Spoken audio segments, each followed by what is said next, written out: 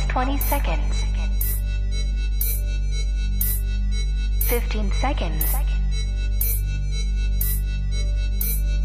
10, 9, 8, 7, 6, 5, 4, 3, 2, 1, 0.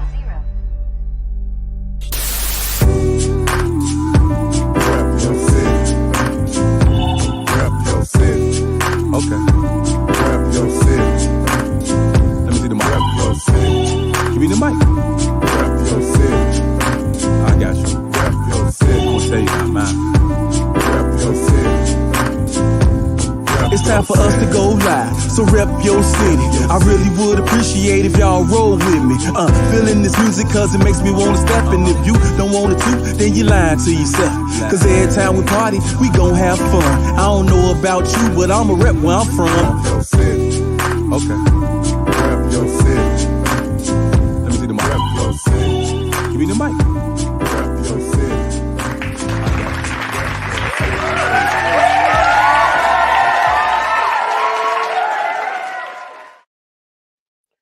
Welcome to the RYC Live show this evening. I am Artistic, your host for tonight, and this is Fresh Fridays. Rep Your City, RYC Live. And as usual, tonight we have another special guest. We do this each and every Friday night at 8 p.m., broadcasting live right here in Chicago. And tonight we're going to talk about some history in regard to WHPK. We have another WHPK DJ. Do y'all know who it is? My homeboy, the legend, the man himself, Mr. DJ Chili Q. What's happening? Thank you for that kind intro, brother. Yes, sir. Yes, sir. And hey, man, welcome to the show, man. This has been a long time in coming. Yeah. Thanks for having me. Yeah, man. Look, man, I want to tip my hat to you if I was wearing one, man, for what you guys are doing and what you do in general, artistic. Appreciate it, man. You know, me and JMD, my homeboy JMD, or Mr. RYC Live himself, for the show. We look back at some of the things that you all did on WHPK, and even though it wasn't visual, it was more audio, and we were very, very influenced. Because it put Chicago on to a degree, and so what we're trying to do with the show now is kind of very, very similar, just on a visual level, but really just kind of give people some room to breathe and showcase the things that they've been doing and have done. So, and HBK, without a doubt, nobody can talk about history in regards to Chicago hip hop without mentioning WHBK and the DJs that was a part of that. Absolutely. Yeah. So, hey, man, let's get right into it, man. We got viewers already tuning in. We got, let me just send a shout out to my homeboy Jaquan Styler checking in. He said, yo, we got brother Tego Ones checking in. Hello, brother. Yes, sir. Yes. So that's what's up, man. So hey, we hope y'all gonna sit back and enjoy this here. So hey, Chili Q, man, let's go all the way back. This show was about history. We celebrate our heritage. I don't like to just look at the month of February as the only month that Black people should celebrate their heritage, but really every day that we're alive we create history. So let's go back for you. Coming up in Chicago, what was it like back in the early days? Because like I told you on before, when I was young, I used to listen to WBMX in the beginning. Before I started listening to HPA, I was listening to BMX, and I just remember BMX was very pivotal in music being spread here in Chicago, and it was a good party station at the time. On the weekend, Friday nights and Saturday nights, it gave us all young people something to look forward to if we was going to a party or just rolling down the street in our homeboy's car or just kicking it on the block. We listened to WBMX. But I think that also kind of encouraged a lot of DJs that wanted to get in the game, because of that. But then when WHPK came into the picture, it changed the game. So talk about your history in the very beginning. How did you get into becoming a DJ? Well, that's a good question. I think just like a lot of people, I got bit by the bug back then with Run DMC and that kind of thing, and particularly Jam Master Jay. You know, R.I.P. to Jam Master Jay.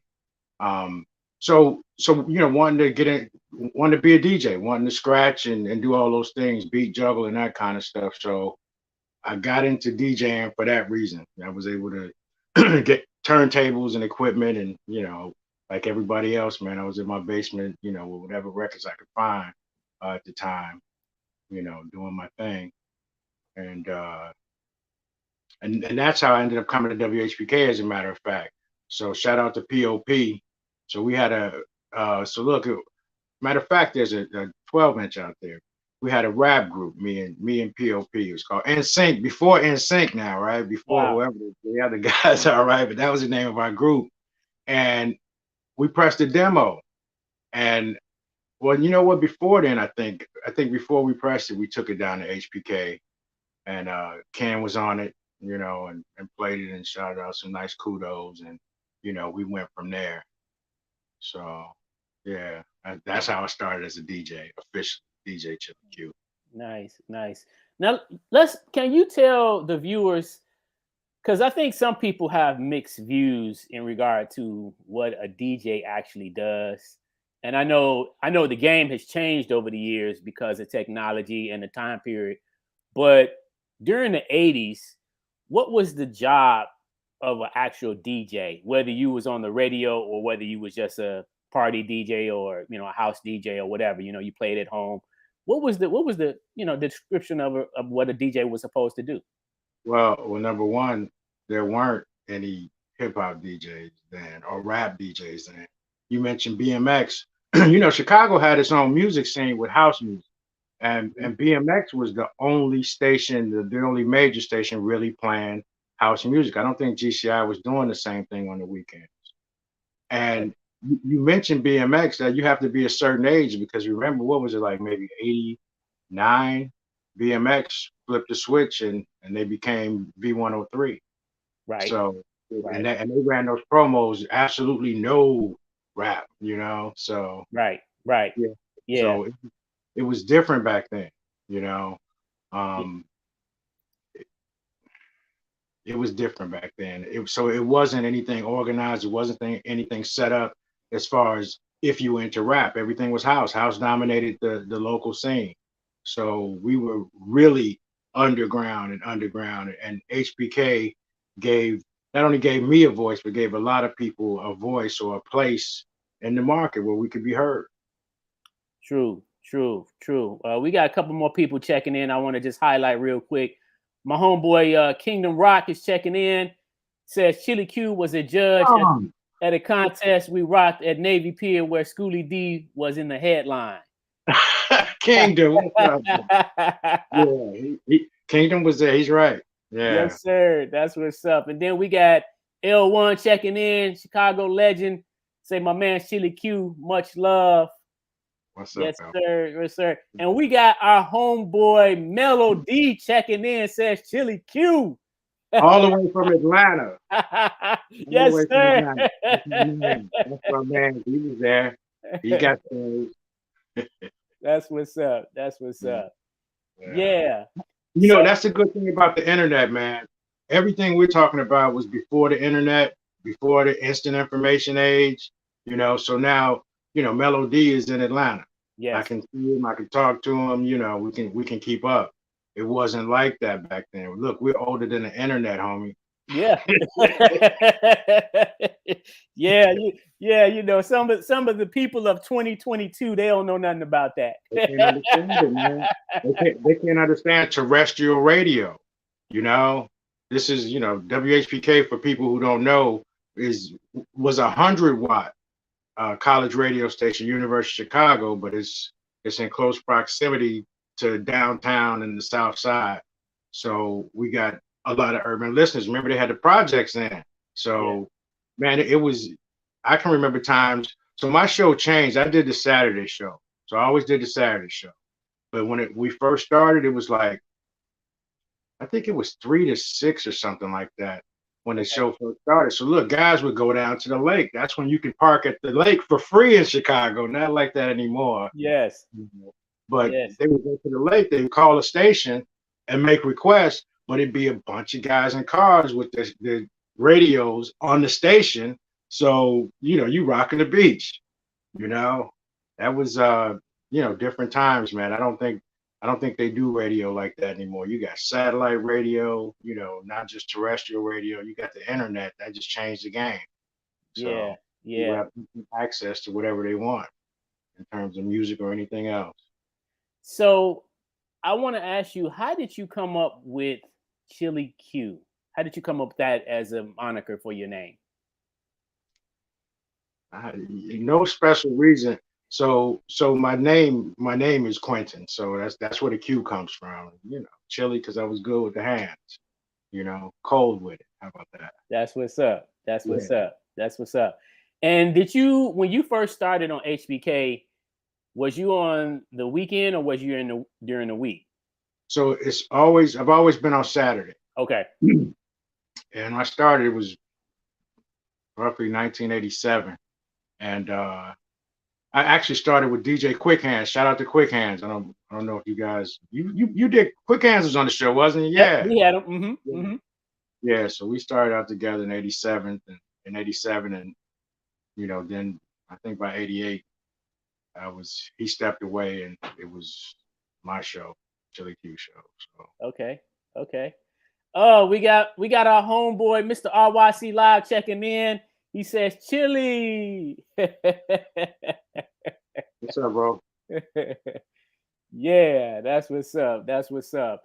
So let's talk a little bit about programming at WHPK. I mean, WHPK was very, very, very interesting and unique.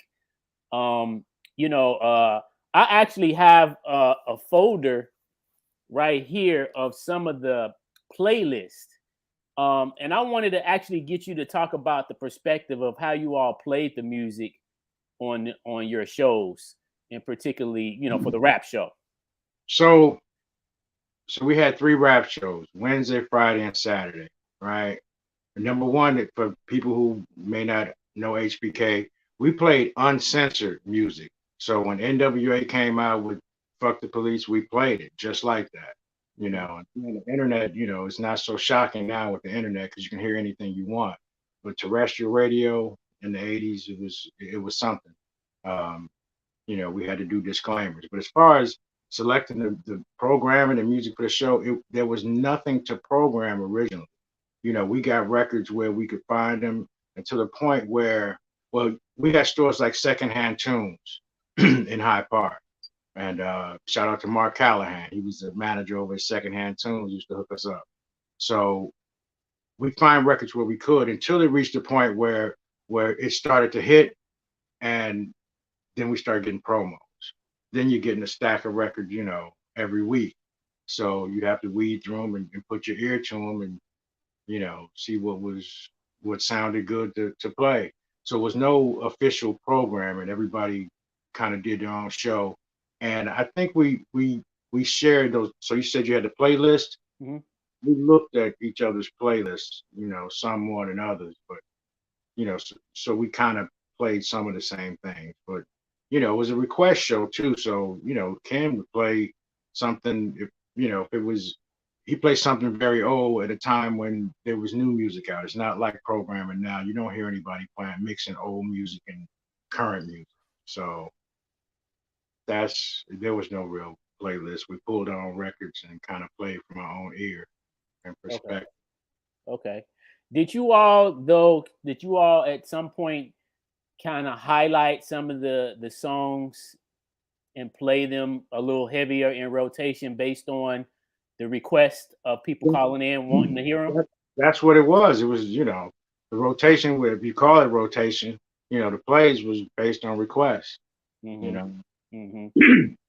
So that's kind of how you got rotation or how you got heard, and I think, so the shows were usually 3 hours back then. And in a 3-hour show, I wouldn't repeat a record. it was enough music that you could play 3 hours of hip hop, or rap as it was called then. Which, yeah. So speaking on that, you talk about how times are different. So at this time, when in the beginning, I'm saying the beginning, right? But early on, radio thought rap was a fad, Mm. So I mentioned V103, BMX changing to V103, and they did promos, we won't play any rap. Like, people didn't want to hear it. Like it was, you could make it go away. I can't tell you how many people that worked in the record industry had that perspective in black music that, rap was just a fad, it was some noise, blah, blah, blah. They thought it would go away. Well, now look, the whole world is hip hop, huh? Wow. Yeah. Wow. Yeah. Yeah. Now, Q, how would you define your style as a DJ? What would you say if you had to classify yourself? Uh, Style. Hmm. I don't know if I don't know if I had a style. I mean, I think each show at HPK had a different drive. My drive was probably to expose more new music, things that you thought should be heard, Hmm. because once again, once once rap started to take hold, then it's everybody's in the game. So, like I said, you get a stack of records every week to listen to. All of them aren't good, you Yeah. know. All Yeah. of them are good. Some are copying the others or trying to copy what's out now, and you know. And this is at a time when there were a lot of firsts too. Yeah. The first Grammy, first rap Grammy, um, first airplay, first radio airplay. That from from HPK, from college radio was more important then because you could get heard under Yes. the genre. We're talking about rap now.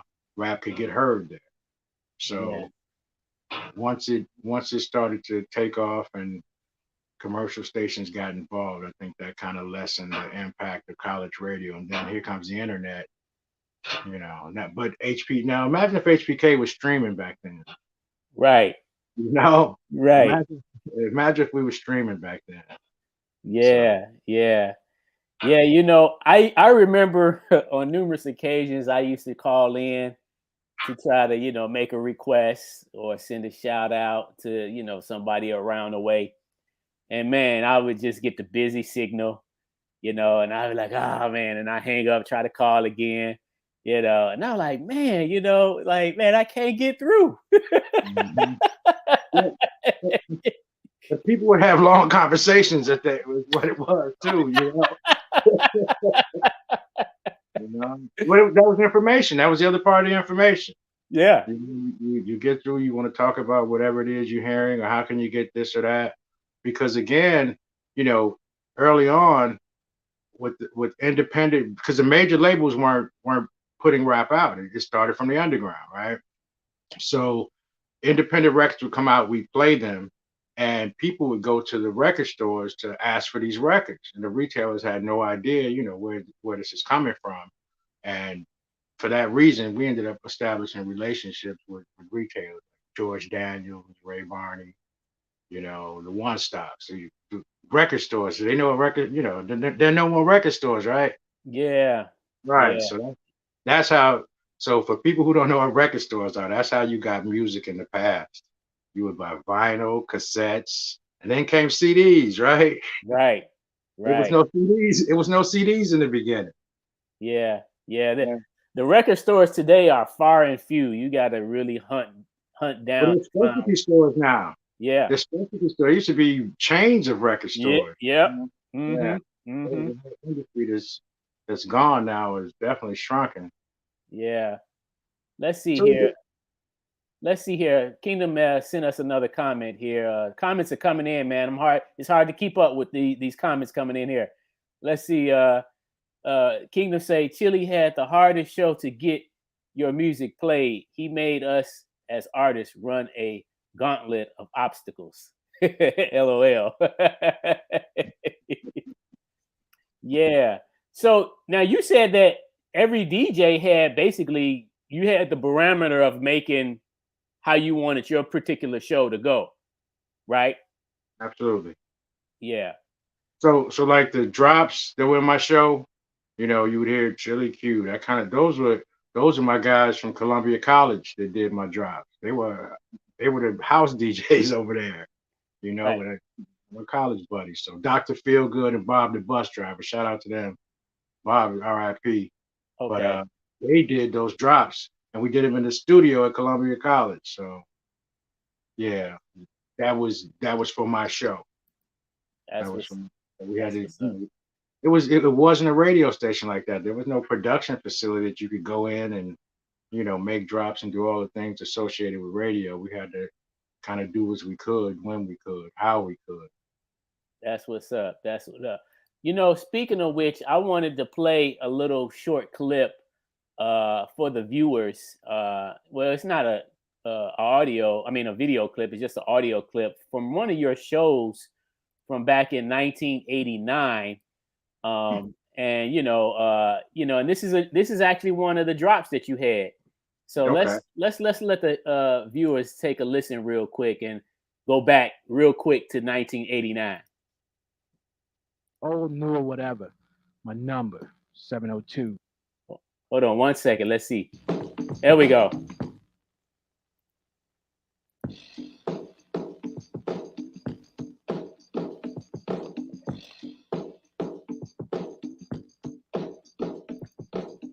Oh, yeah, we got it going on. We got Chili Q in the rap show on enormous 88.5 FM, WHPK, Chicago. We got roughly 30 minutes left, and I still want to hear what you got to say. I shall ask your rap request, old, new, or whatever. My number, 702-8424. One more time, 702-8424. This next jam is going out to my girl, Patrice. You're listening to The Rap Show with Chili Q from 88.5 FM, WHPK, Chicago.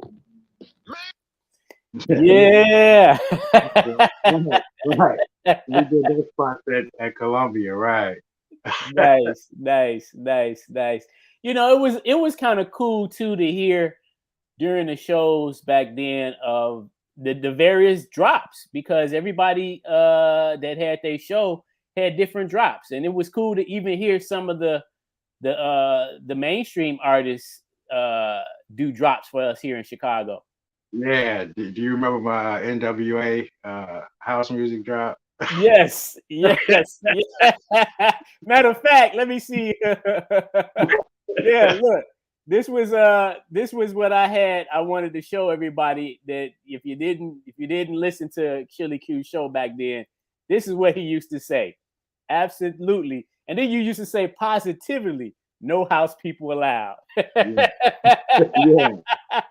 Yeah. Yeah. So now, so Chili, why did you highlight that during your show? And because you're the only one that used to do that. What was the significance behind that? Well, number one, I was connected to Chicago a different way. The other DJs at HPK were from different parts of the country, so they didn't have the same Chicago roots I had. So I knew, the house music people.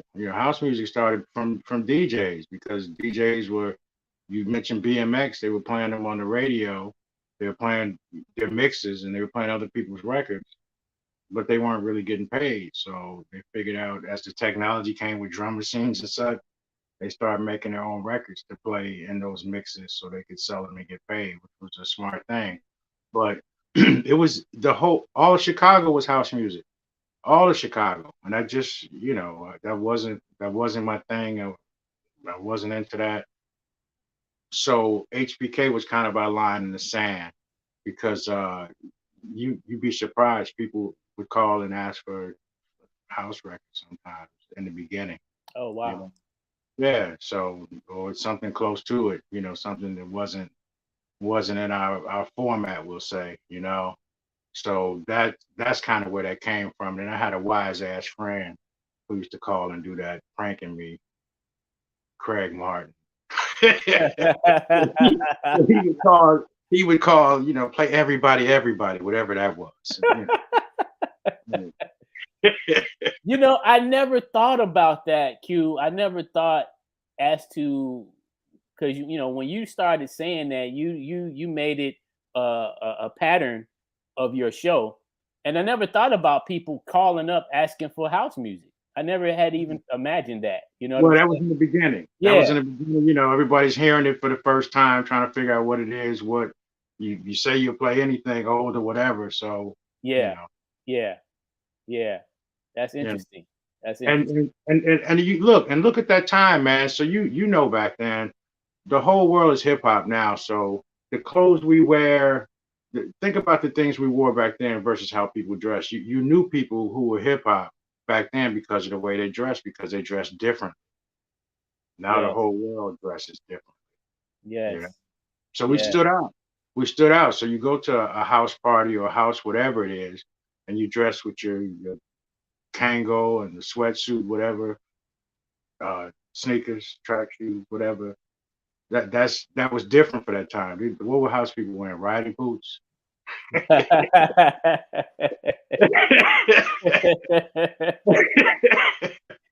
Yeah, yeah, you know. Well, listen, what we're going to do is we're going to take a quick commercial break. And when we come back, we're going to follow back up right where we left off.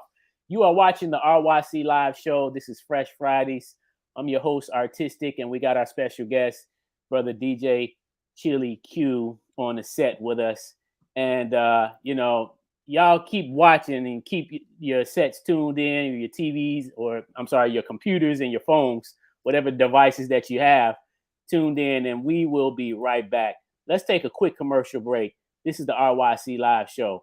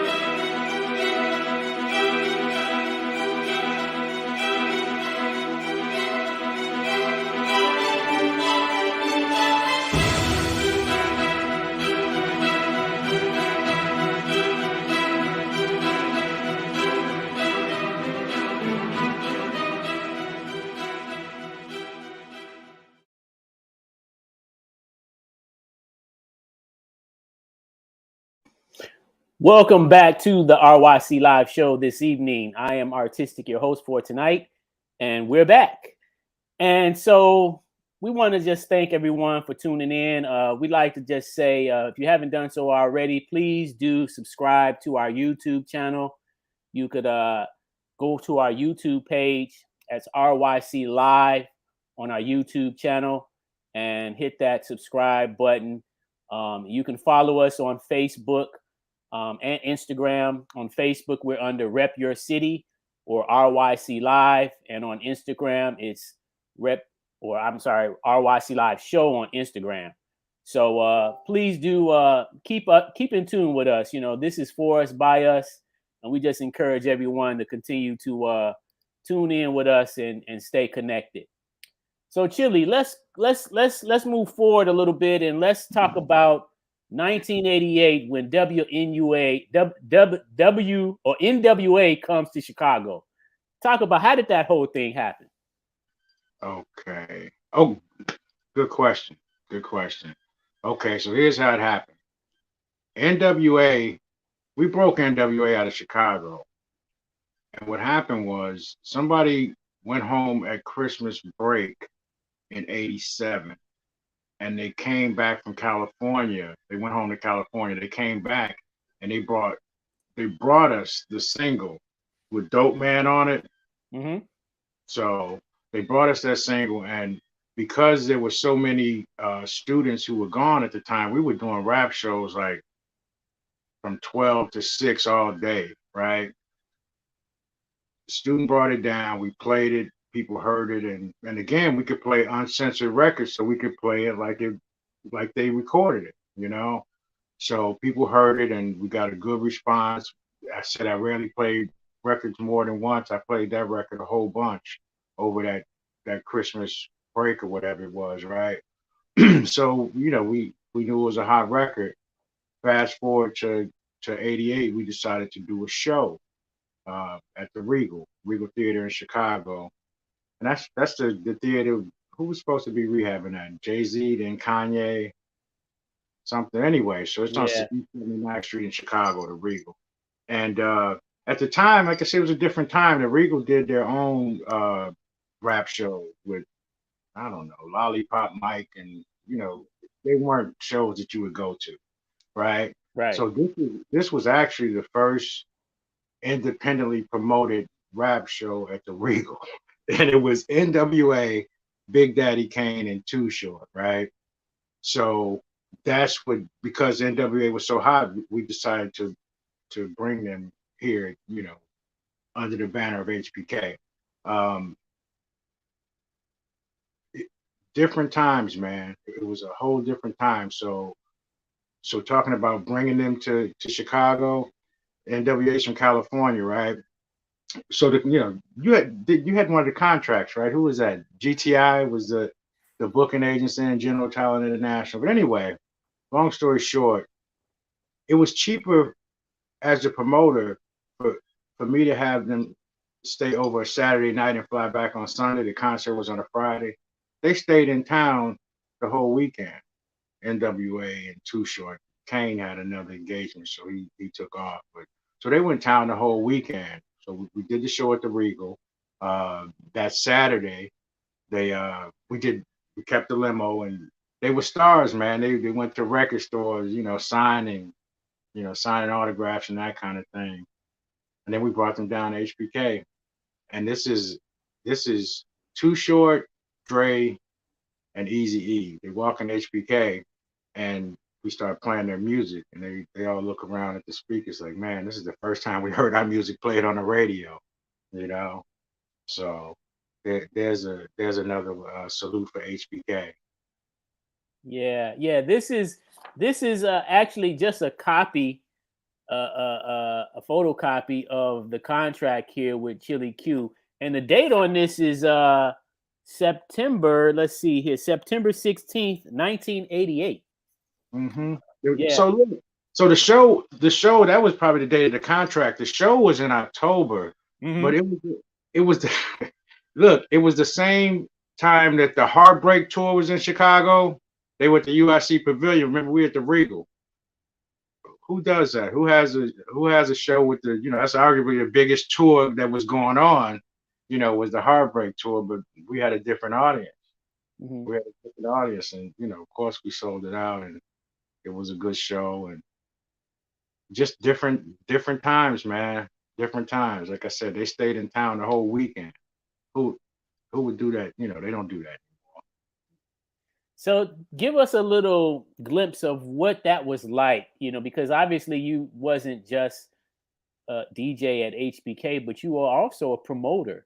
So paint us a little picture of, because I've heard, stories from people, talking about their experiences with that. I think I might even have one of the flyers in my flyer collection. I don't recall the event because I think I might have been somewhere else at the time of that event that night. But we're talking about our history and our legacy. So just kind of give us a little overview of what it was like from your perspective. An overview of. So you mentioned, obviously they were here, and you said that was the first time that they heard their music on. So that was you mean as far as being a concert promoter, that's different hats, man. So that was just something that needed to be done at that time, because like I mentioned, the Reek was probably the only people who were trying to do rap shows, and they weren't doing them right. It was somebody's auntie who was, who wasn't really into it and didn't understand it. So we needed something like that. People, I know our listeners, and I say we're talking about HPK, Yes. You hear these records, you hear these people, and you want to see them. Not so much Bobby Brown. No diss to Bobby Brown, but it was hip hop. Right. You know? Right. So that particular concert was a unique experience. It's just because of the time was different. The time, we were all young guys, so it was, it was kind of like hanging out with your guys. Yeah. It wasn't so formal. It Yeah. wasn't so formal. It was like building something. It was their first time out of California, I think. Yeah. So now they're out signing autographs, and they did a sold out show in Chicago, not knowing if people in Chicago knew about them or listened to them.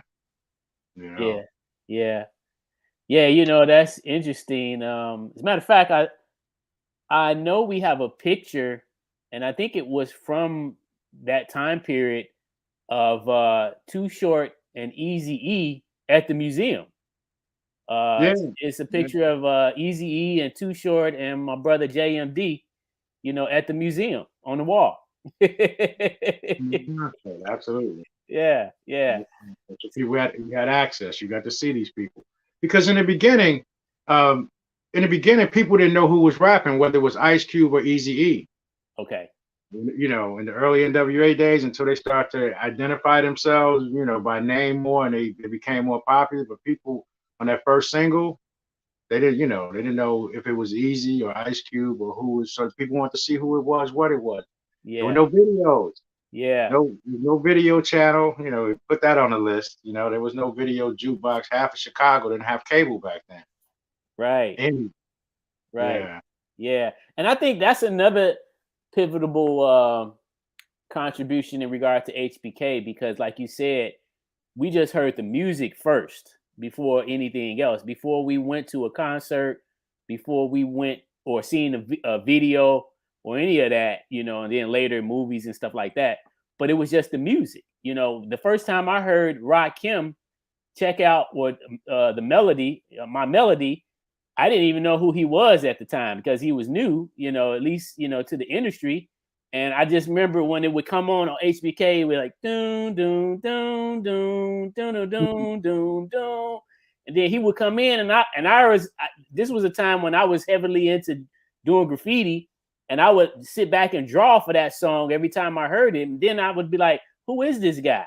And then when I heard his name, I still was like, I didn't know who he was. And obviously, a lot of other people didn't, if you wasn't from New York.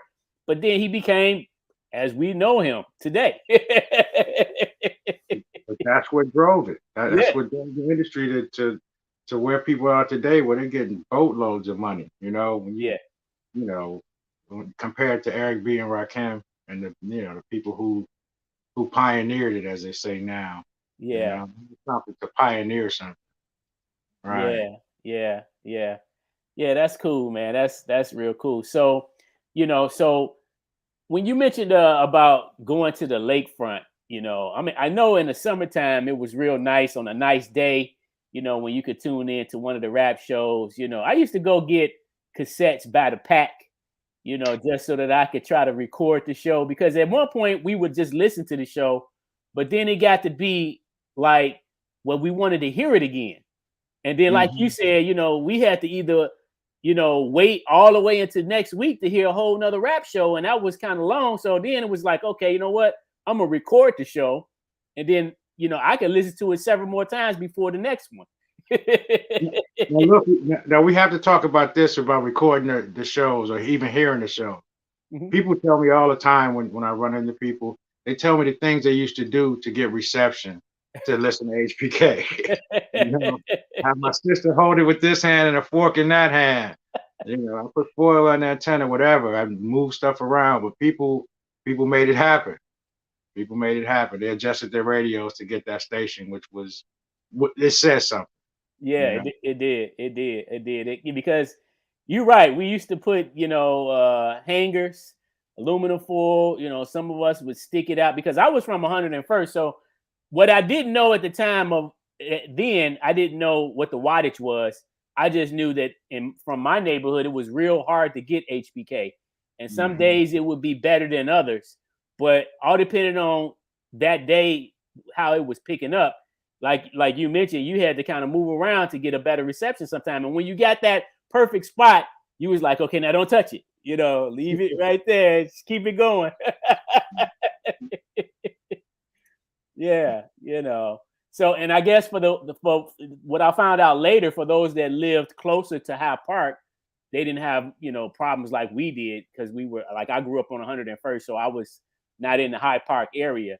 But yeah, definitely that we could do a whole show on just talking about just tuning in to WHPK, trying to get it. Old school HPK, I think when I came, it was 10 watts, and they bumped it up to 100. That's when it became enormous.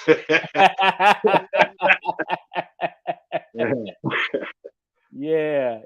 Let's see here. Jaquan just sent us he said, y'all was hard to get at my house, 3517 South Federal.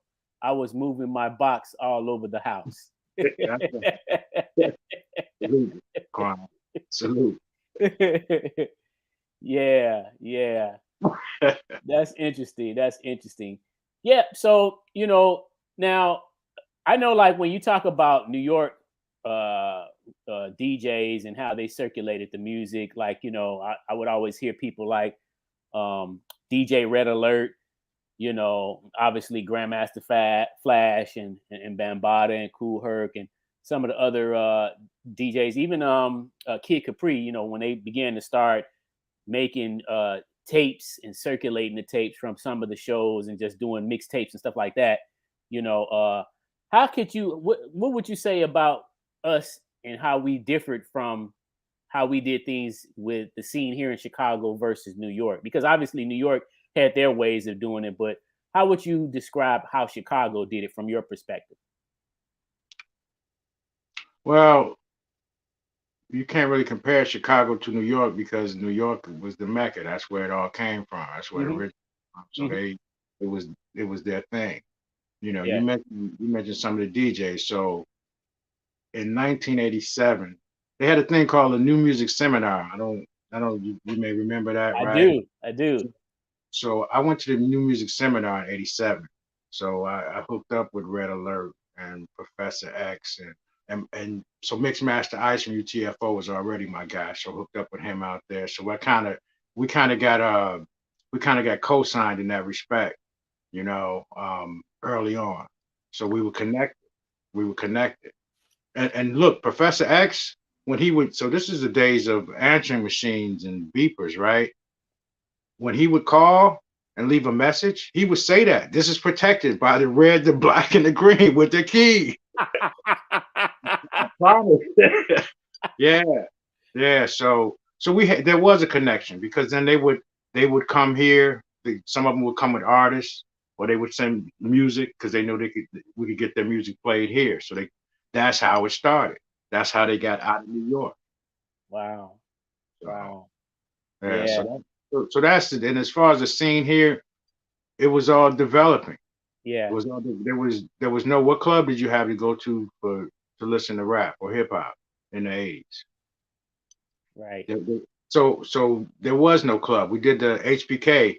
We had the party at the Blue Gargoyle. Everybody remembers that, the first rap party that a lot of people know of was at the Blue Gargoyle in Chicago, which is adjacent to the radio station. Yeah. And I happened to be the DJ for that by default because nobody else had records. Where would you get records to do a whole party back then? So we bought the records from the radio station, and we had a jam. Yeah. Yeah, That's but that's how that's how it started. Yeah, that's interesting. When the first time I went to HBK, I remember looking at the library of records, and that was the first time that matter of fact, HBK was the first radio station that I actually visited before anywhere else. That, It was WHPK. that's another thing about HBK was access. People had Mm-hmm. access to radio. Mm-hmm. But you know what? You mentioned the library. No rap records are in that library. Those are all rock records and folk records and other records. The rap records were kept locked up in the office in a cabinet with lock and key. You are so correct. You are so correct. You're right about that. Yep. I had the key. But I think it was just an overwhelming experience, at least for me, just to be able to go in and see the vinyl, and I'm talking about to the point to it, not just, yay high, but I'm talking about where you got to go up a ladder that goes around the doggone room, Yeah. records from the bottom to the ceiling. Yep. Absolutely. Yeah. Yeah. So that was a good experience, and like you said, it had access, and then the Blue Gargoyle was right adjacent to it. So with the parties when they began to happen there, it was just like, oh wow, WHPK is here and the Blue Gargoyle is over there. So that was an interesting, and that particular part of the city was was kind of like, wow, it was a little interesting to even know that it was happening on that campus area. Mm-hmm. Yeah, it's University of Chicago. Yeah. I remember sometime we would come and we couldn't get in because the door was locked. So it used to be a little pay telephone right in the front. What's that? A pay telephone? What is that? Look, we would have to call in and be like, "Hey, we downstairs. Can you let us up?" Yeah. That's if you had access. Yeah, exactly. That's if you had access. Yep. Yeah. You know what? Before I forget, let's backtrack to that show with NWA, Too Short, and Big Daddy Kane. I would be letting some people down if I did not say we wanted an opening act, a local opening act for the show, right? So I had people send their tapes in from the radio. The group that we selected was CDR. Okay. Corey, Dion, and Rashid. Rashid is Common, Dion is No ID. So that was their first show. And anytime I see Common, he salutes me for that. And, sometimes brings me on stage and such. So shout out to him. That was his first show. That's what's up. What's up. Yeah. I mean, I think, another thing that I like too about the way HBK worked is how, like, you would hear somebody like KRS-One, Big Daddy Kane, Schoolie D, Mantronics, Run DMC, the Fat Boys, Houdini, and then you would hear something like Legion of Doom, Ice Incorporated, Majestic Force, ICR, You know what I'm saying? You know, so I liked how you would hear mainstream artists, but then you will also hear local artists all within the same show. And if you consider those artists mainstream, they were all still, they came from the underground. Everybody you mentioned, Yeah. and that's the other thing, man. It wasn't just New York we gave exposure to. Think about it. Where'd you hear the Ghetto Boys first? Where'd Yes. you hear the Two Live Crew first? We Yes. talk about California, all of California, from King T, Ice T, original 6 in the morning. Come on, man. Yes, sir. You know? Yes, sir. Yes, sir. So, Yeah. And so and it was, and I think I think that was the beauty of it. Like you say, it was all underground artists at the time. You know, just that some were a little bit more recognized than others based on where they were from. But it was like a circuit, so to speak. You know, for us to really, because again, you couldn't find that nowhere else. You know what I mean? You had to go. I mean, I wasn't personally, and a lot of us wasn't personally going to New York to connect with, you know, the scene out there. So we were getting that from HBK. That was our kind of like almost like our internet back then. that was your lifeline to hip hop. Yeah. It was before all the access. Right. It was before it that was the catalyst for all that. I used to call it, when I saw what was going on, when you take records that you play just because they sound good and it's what you want to hear, people want to hear. When you take those records and they start to sell to the point where they changed demographics, because the industry looked at, they went on how much money you made, this and that, your family size, blah, blah, blah. But they start counting ghetto dollars with rap, because people who you don't think would have the money demographically were going to buy Jordans, were going to buy outfits, all the things associated with rap. They were buying this music. Yeah. Yeah. So Here's another comment that Kingdom just put in, and I want to talk about it. He says, Chili broke common sense and doesn't get enough credit.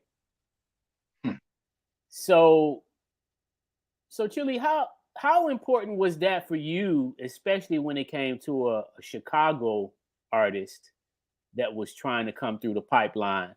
And as Kingdom just mentioned, you broke common, and don't get enough credit. How important was that to you, at that time back then? Yeah, you know what, man? It's not. I'm not a dude that looks to get credit. I mean, whether that's good or bad, there are a lot of people that you help along the way, and you figure, and I've had conversations with Common along those lines.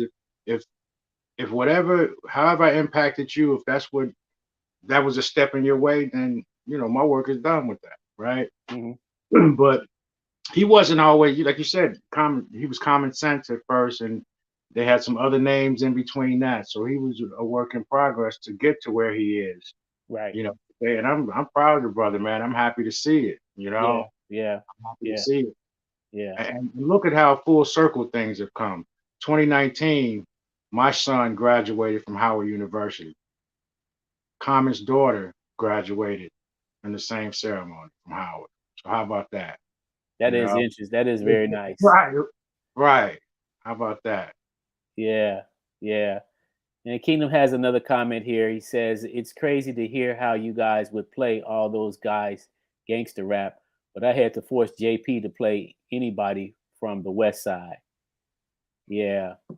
I think it was kind of like you said, Chili Q. I think it was, since it was all new, sometimes people can become afraid of something that's new, that they're not quite sure what it's going to become.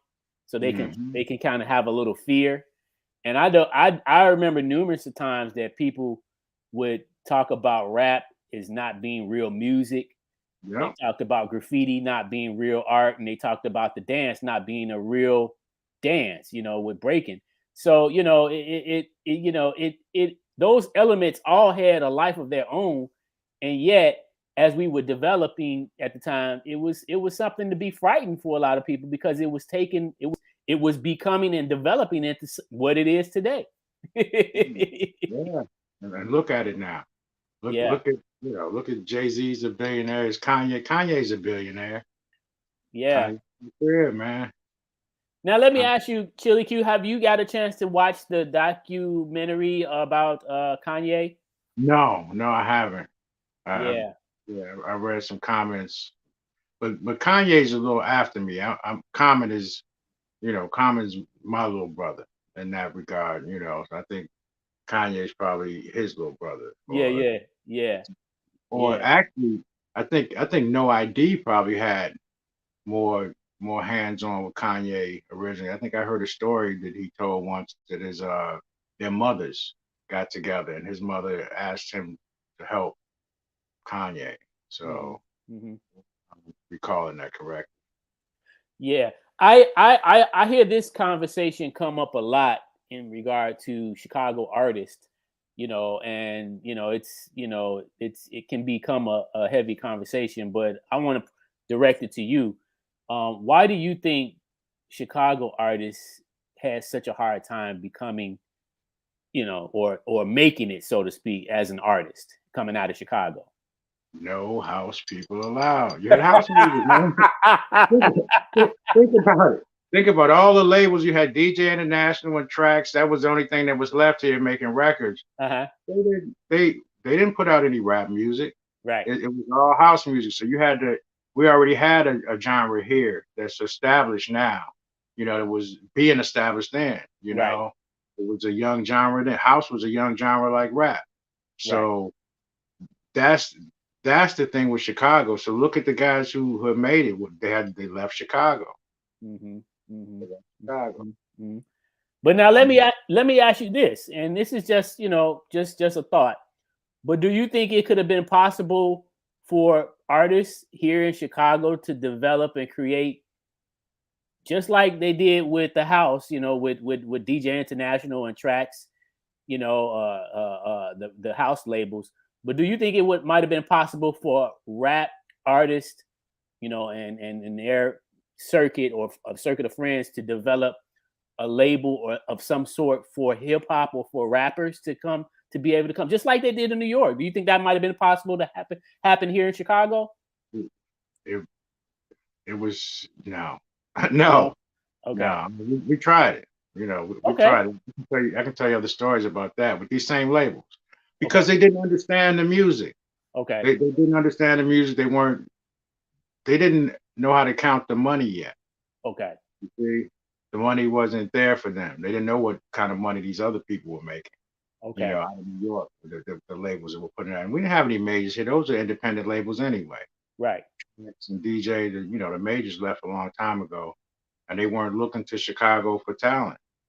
Okay. Okay. So you look at Common and Kanye; those are two biggest guys out of Chicago. They left. Shout out to Twister, man. He stayed. Right. You Right. know, Right. shout out. I remember he used to be Cavalier. How Yeah. about Yeah. Yeah. shout out Yeah. to Cavalier Yeah. and, and Yeah. Doc Brown was his manager. Yeah. You know what? On that note, I got to give a shout out to Denia Brown. So one of the things that I did while I was at HPK, I got hired by Def Jam. I was a Midwest region promotion manager. So I had a whole different set of experiences, man. Traveling the region with Def Jam artists, and it was at the time when they started the Def Comedy Jam and all that. So different times, man. Different times, good times, different days.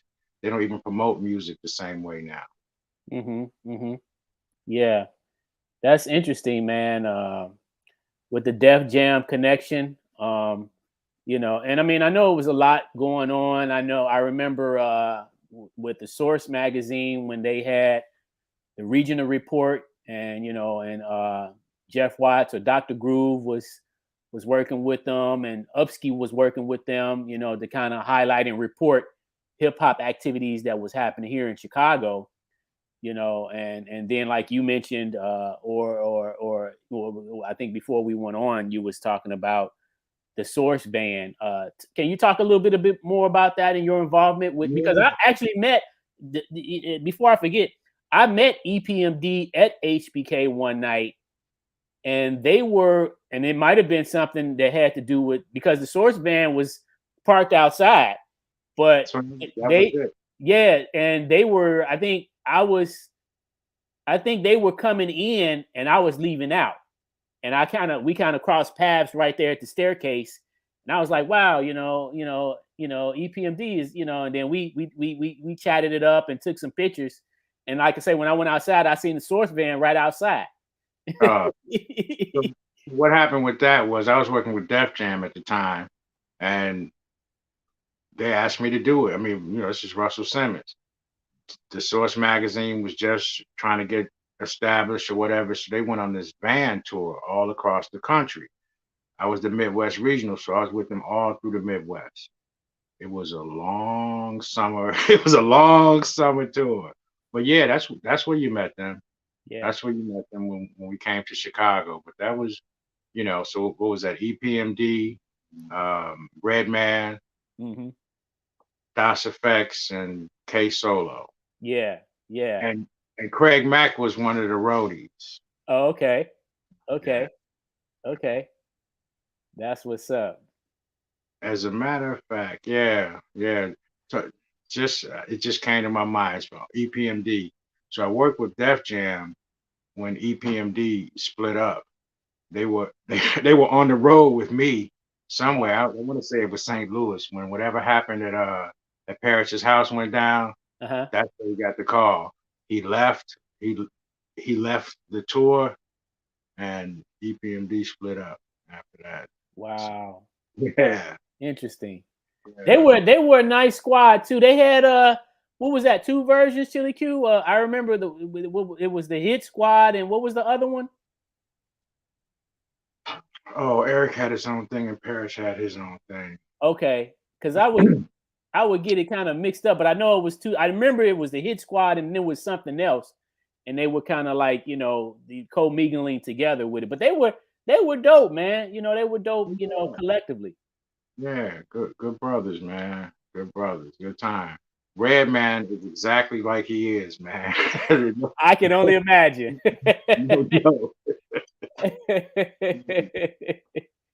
Yeah, that's what's up.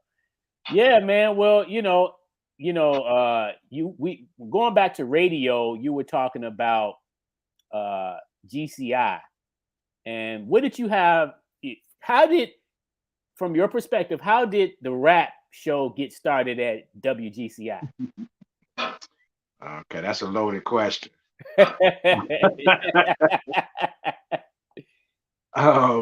So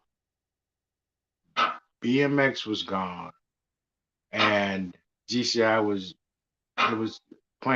just too much house. It was people were listening to other things in the street, so we put together some records and some numbers on what these records were doing in terms of sales that GCI wasn't playing, and went to get a rap show there,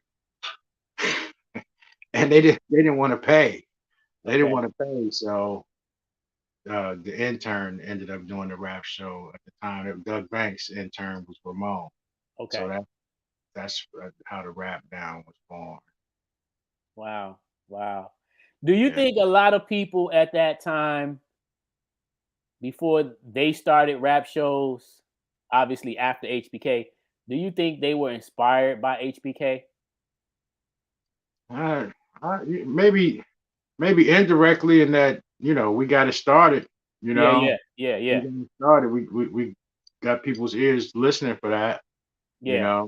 Got their palates used to it. Right. We got some heads in Chicago, man. We got some heads for real. So, so speaking of that, you mentioned early on, man, about what were you doing? Transcribing the tapes, or Mario was helping you? 12? Yeah. Mario was helping me digitize it because I have the actual cassettes. So the only way you can listen to them is if you have a cassette player. So he had a device that I could actually put the tape in, and then it would digitize as it played it, and then that way we were able to listen to it digitally. So Mario's my nephew.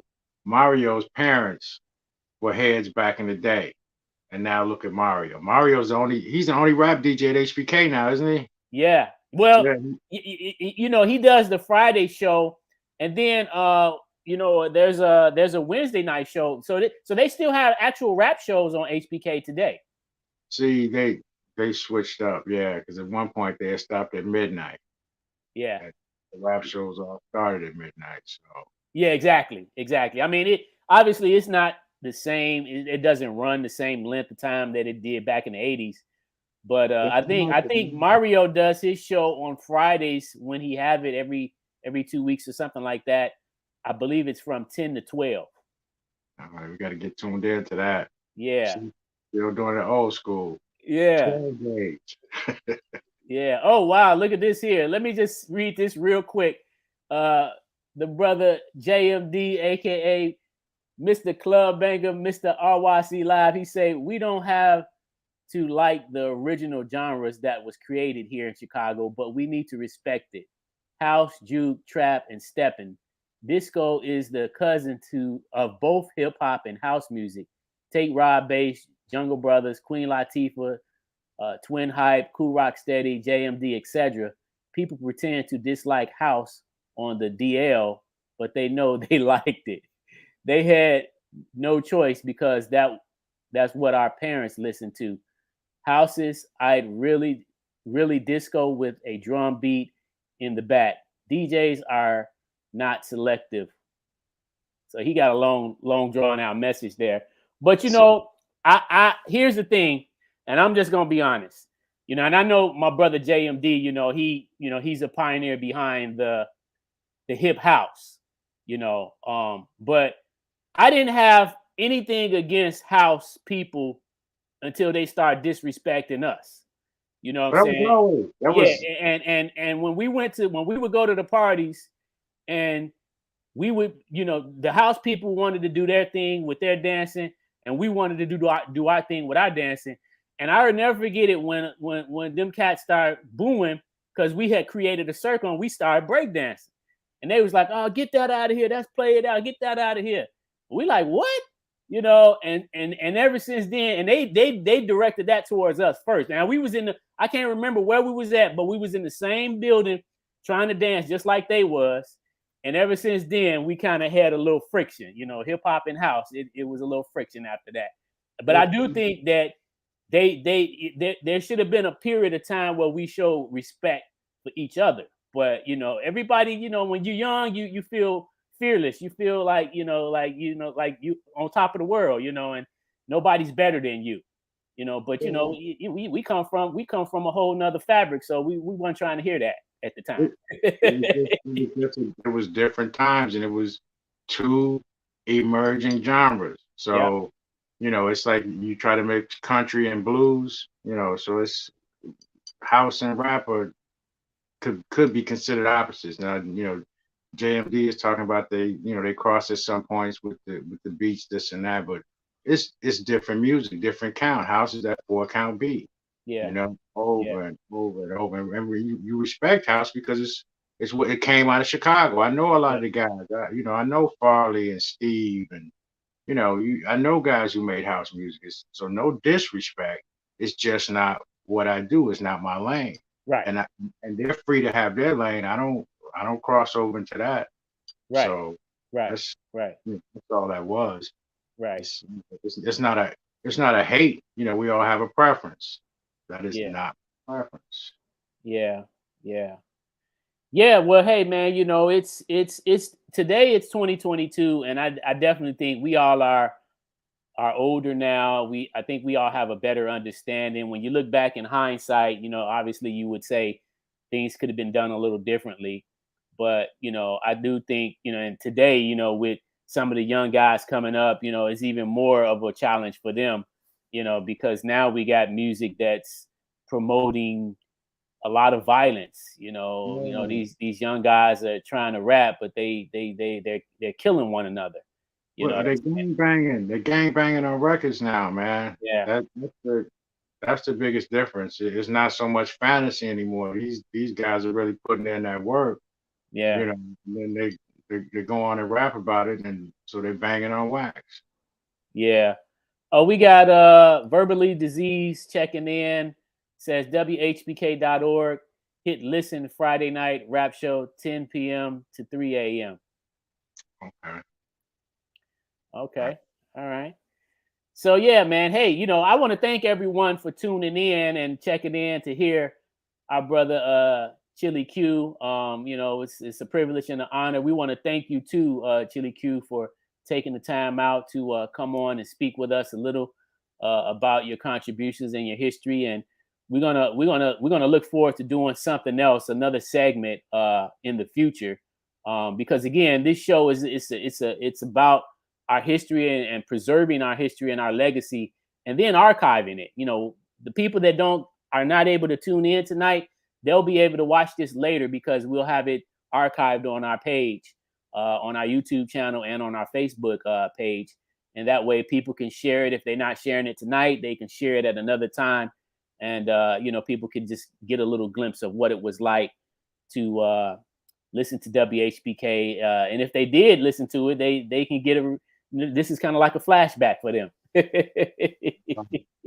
stuff, brother. Thank you. Yeah, yeah. So what would you say in conclusion, Chili Q, what would you say to any up and coming artist as an MC or a DJ or whatever craft that they choose to go into? What would be your words of advice to them coming up today? Brother. Today, come on, man. I can't call it artistic. It's a different animal, man. I mean, I can tell you the history, but as far as how it works today with how they stream and how you get paid and such, man, it's a whole different animal. So, but do you think that there's some common things that that'll never change, whether it was from back in the day or today? Do you think there's any kind of commonalities? No, I don't see it. I don't Okay. see it. I mean, even the cadence is different. The rappers don't even sound the same as they did back then. We talk about, the strength was in the lyrics and not biting and not doing drugs and this and that. It's a whole different culture now, man. Right. A whole different culture. And unfortunately, it's a culture. We don't control our narrative. We don't control our music. Right. The Def Jams are turned over and gone in that regard. You're not doing it independent anymore. It's a different industry. So I respect that and watch them get down, man. But I wish these Chicago dudes would stop with the drill killing. No, that's that doesn't make sense. And they literally banging on wax. I never saw it going there. Okay. I got to get this question in from Kingdom. I missed sharing it earlier, but Kingdom says, was Chili at PK when Stetson Sonic was there, and does he have a copy? No, I do not have a copy, and yes, I was there. Okay, Kingdom, there's your answer. Yeah. I think that was another pivotal role that PK played with seeing the artists that we heard on record from New York and other areas too come down. You know what? Nobody else, the radio stations weren't embracing them. They weren't playing them. Mm-hmm. So that was the road. That's how it was built. You had to come to college radio to get exposure. So yeah. And for the people who were around for that, it wasn't everybody. There were more listeners out in the universe than there were people who visited the station and got to see those firsthand experiences. But you got to hear them on the radio. You got to hear them live. Yeah. You hear them a different way. These people that you hear making records, you got to hear them tell their stories. Yeah. So that was the difference. But again, you got the internet now, man. Everything is instant. You don't have to tune in once a week.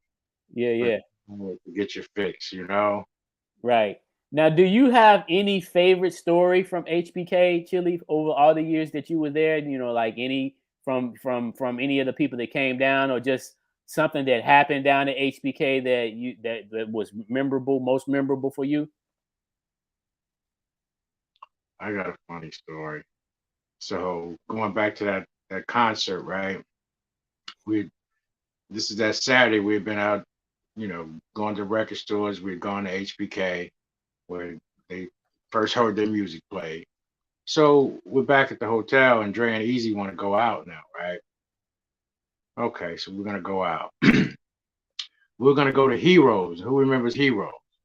Heroes was Heroes was a club that eventually turned to E2, where they had that tragedy.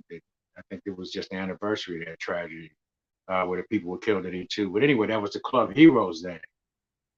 So they want to go out. So all right, great. Remember, this is the weekend of the new edition Bobby Brown tour with Heartbreak tour, right? So I called down to Calvin, same guy, Calvin Hollins. I called Calvin down at Heroes and say, look, man, I want to come out, and I got some guys with me. That's how we should do it, right? We want the VIP, which is just a little stage, right? Anyway, we agreed to meet in the lobby at 11 o'clock, and everybody's meeting in the lobby, and here's Ice Cube looking real concerned, right? And he says, Q. I said, yeah, what's going on, man? He goes, I can't go. I said, why not? He said, I'm only 19. So, but it was all right. He rolled with us to the club that night, and that was a funny story that I remember. Nice. 1988. So I guess you can check that against Ice Cube's age in '88. He's probably 19. Yeah, that's. I know that was a concern for a lot of us when it came to trying to get into venues, and we knew off the top that we were underage, but we wanted to get in really bad. How about this? So Calvin's telling us New Edition and I'll Be Sure coming down, right? So like, yeah, okay, whatever. We get down there. They never come, but NWA did a club show in Heroes that night, just on the strength, And look, we used to have the picture, with 13 guys all bent down. And I don't know where that is. One of my guys says he still has one. I have to try to catch up with that. That would be priceless. Yeah, that's what's up. That's what's up. Hey man, well listen, man, thank you for coming on to bless us here on the show tonight. It's and we want to thank all you viewers that tuned in, and people that made comments and engaged with us tonight. We can go on and on because this is kind of running through our DNA. It's in our blood. You know what I'm saying? And again, we're talking about our heritage. We're talking about our heritage. I mean, we're losing people left and right. And and it's important that we talk about our history and kind of lay it down, so to speak, so that other people can come behind and follow what we've done here collectively in Chicago when it comes to hip hop. Absolutely. Yeah. You good, brother. Yes, sir. So hey man, stay on. Don't log off. We're gonna end the broadcast and I'm gonna just conclude with you a little bit in the backstage area. But thank you, man, once again so much. And hopefully we'll get a chance to chop it up in person again soon. Yes, sir. Yeah. Down Chicago. Yeah. So thank everyone. You're watching the RYC Live, and this is the end of the show. We went over time a little bit, but hey, it was well worth it because we had the brother Chili Q on the set. So we hope y'all enjoyed it. And until next week, we'll be back once again next Friday at 8 p.m. coming to you live with another segment. So please, again, tune in next Friday for the RYC Live Rep Your City. And this is how we do it. Hey, listen, this has been great. I really enjoyed it. I'm kind of don't even want to end the show. It's great conversation, man. I appreciate that. So, all right, my brother. Until next week, we out of here. I'm Artistic. Peace.